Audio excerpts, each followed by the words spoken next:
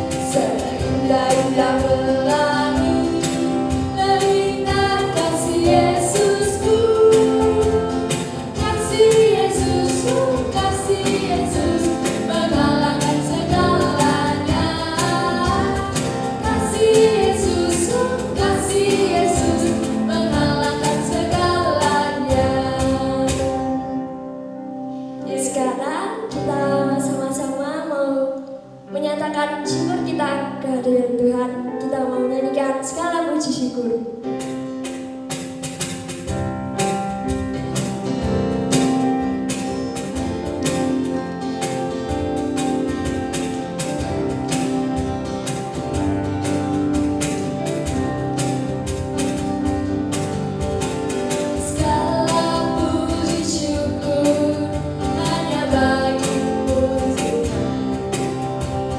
Sebab Kau yang layak dipuja.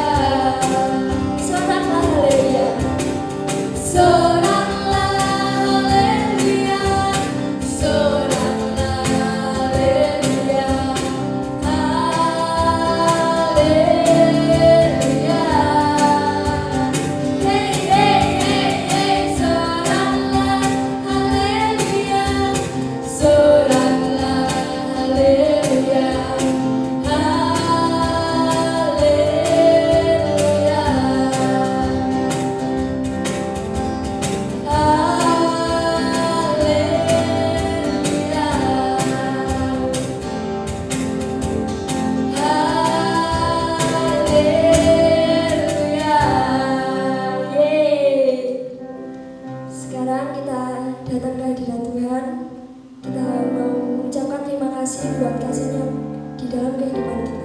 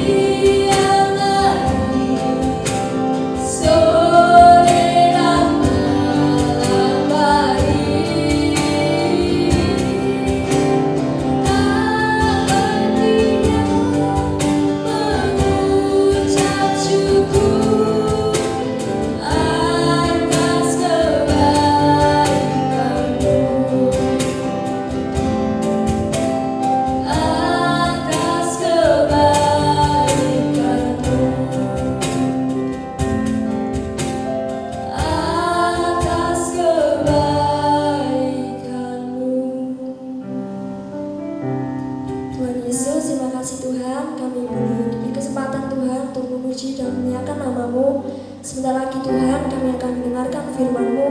Berarti kami, buka telinga kami, buka hati kami Tuhan, supaya firman-Mu yang kami dengarkan boleh tumbuh di dalam hati kami Tuhan, dan kami boleh jadi pelaku firman-Mu di dalam kehidupan kami. Terima kasih Tuhan, di dalam nama Yesus. Haleluya, amin.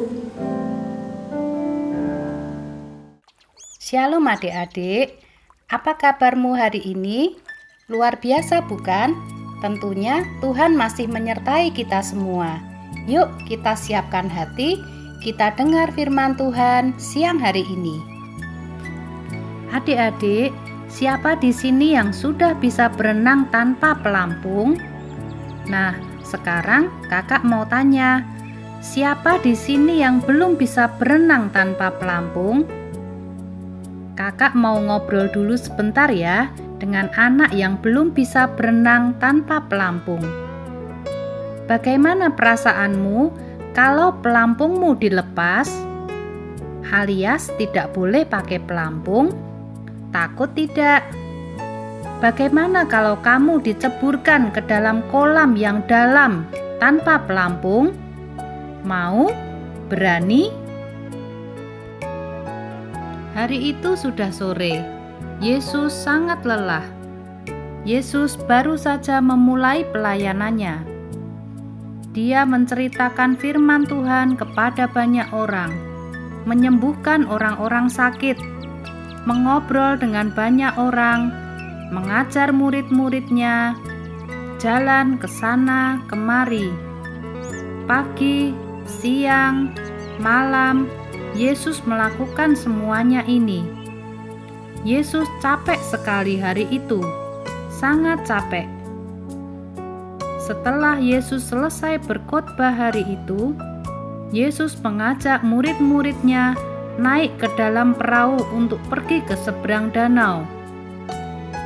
Yesus segera duduk di salah satu perahu, dan murid-murid yang lain pun segera menyiapkan perahu mereka untuk pergi ke seberang danau.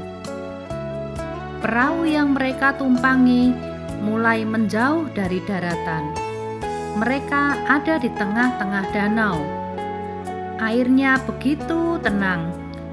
Mungkin ada angin yang bertiup semilir-semilir. Enak sekali. Saking tenangnya airnya dan angin yang bertiup sepoi-sepoi dengan enaknya, Yesus tertidur.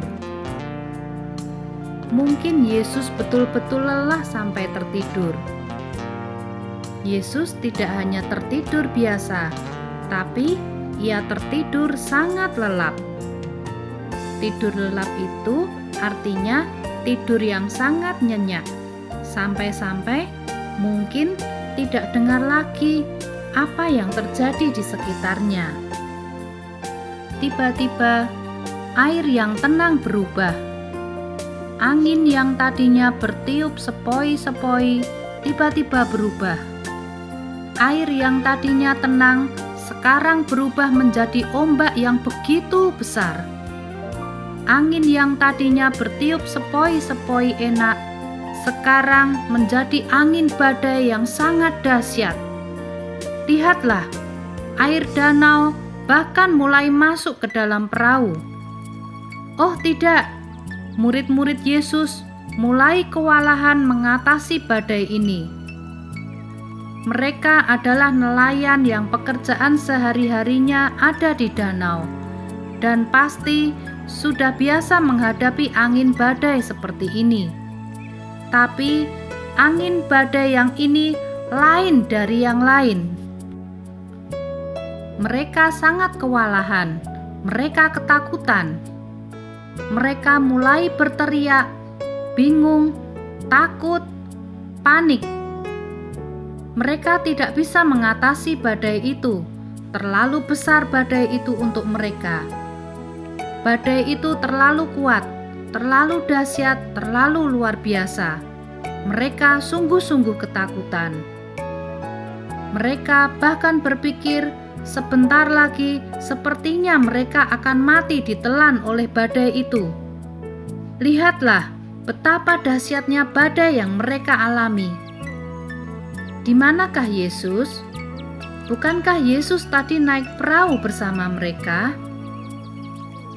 Bukankah Yesus tadi yang menyuruh mereka naik ke perahu untuk menyeberang danau itu? Tapi di mana Yesus sekarang? Ada yang tahu Yesus di mana? Ada yang melihat Yesus? Lihatlah, Yesus sedang tidur. Yesus tidur dengan lelapnya. Bisa-bisanya Yesus tidur saat badai sedang mengamuk seperti ini. Bagaimana mungkin Yesus tidak mendengar murid-muridnya berteriak? Apa Yesus tidak merasakan perahu yang mulai penuh dengan air? Yesus, Yesus, Yesus bangun, teriak murid-muridnya. Yesus pun bangun. Murid-muridnya bertanya, "Apakah Yesus tidak peduli kepada kami? Apakah engkau tidak tahu bahwa kami sedang ada dalam bahaya?" Mereka mulai protes, mungkin dengan sedikit mengomel karena bercampur dengan rasa panik. Apakah Yesus tidak dengar mereka ketakutan? Apakah engkau tidak tahu kami memerlukan pertolongan? Apakah kau tidak tahu bahwa kami hampir mati? Bagaimana bisa engkau tidur dengan begitu lelap? Betulkah bahwa Yesus tidak peduli kepada mereka? Betulkah bahwa Yesus sengaja membiarkan mereka mati tenggelam? Betulkah Yesus tidak tahu dan tidak mendengar teriakan minta tolong mereka? Betulkah Yesus tidak mau menolong mereka? Coba pikirkan, apakah Yesus seperti itu yang mereka miliki? Apakah Yesus seperti itu yang kita miliki? Lihatlah apa yang Yesus lakukan. Yesus berkata dengan sangat tegas, "Diam, tenanglah." Wow, seketika itu juga badainya tenang. Tidak ada lagi ombak, tidak ada lagi angin yang sangat keras, tidak ada lagi suara ribut ketakutan dari murid-murid Yesus. Semuanya langsung menjadi tenang. Tidak ada badai lagi, yang ada sekarang murid-murid Yesus yang bengong. Mereka tercengang melihat badai yang tadi sedang mengamuk. Tiba-tiba sekarang semuanya menjadi begitu tenang. Kemanakah badai itu? Kemanakah ombak itu? Murid-murid Yesus mulai berbisik-bisik. Siapakah orang ini? Siapakah Yesus?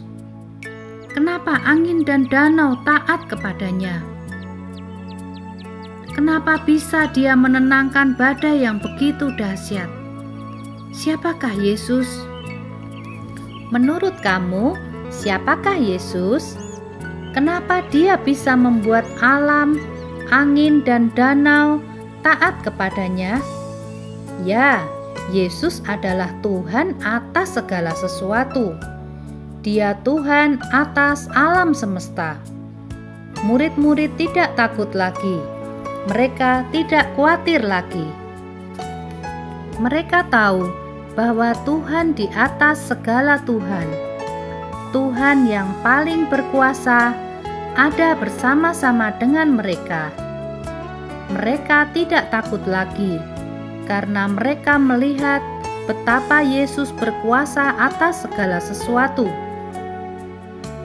Kalau Yesus ada bersama kamu, masih perlukah kamu takut? Tidak, tidak perlu. Yesus menyediakan keamanan dan jaminan bebas dari rasa takut buat kamu dan kakak. Yesus memberikan keberanian buat kamu dan kakak. Kalau Yesus ada bersamamu dan kakak, kita tidak akan perlu merasa takut lagi. Yesus menyediakan semua yang kita perlukan. Adik-adik, mari kita berdoa. Tuhan, kami mengucap syukur bahwa kami memiliki Allah yang luar biasa seperti Engkau. Tuhan Yesus, Engkaulah satu-satunya Allah yang menjadi sandaran kami, Allah yang mampu menyediakan segala-galanya yang kami perlukan. Kami mengucap syukur karena kami memiliki Engkau. Terima kasih Tuhan, berkati anak-anak sekolah minggu dengan kepandaian, dengan hikmat, kebijaksanaan yang daripada Tuhan. Di dalam nama Yesus, kami berdoa dan mengucap syukur. Amin. Shalom teman-teman, saatnya SPA, si penghafal ayat. Kita menghafalkan ayat yang diambil dari Filipi 4 ayat 19. Ayatnya berisi, Allahku akan memenuhi segala keperluanku menurut kekayaan dan kemuliaannya dalam Yesus Kristus. Kita ulangi sekali lagi ya. Filipi 4 ayat 19. Allahku akan memenuhi segala keperluanmu menurut kekayaan dan kemuliaannya dalam Yesus Kristus.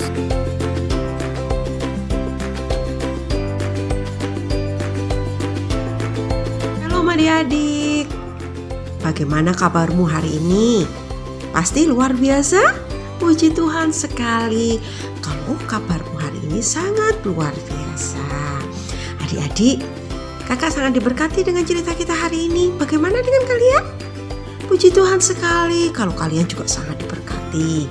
Adik-adik, setelah kita mendengarkan cerita, yuk tiba saatnya kita akan membuat keterampilan, kita akan membuat craft. Craft kita hari ini sangat mudah sekali.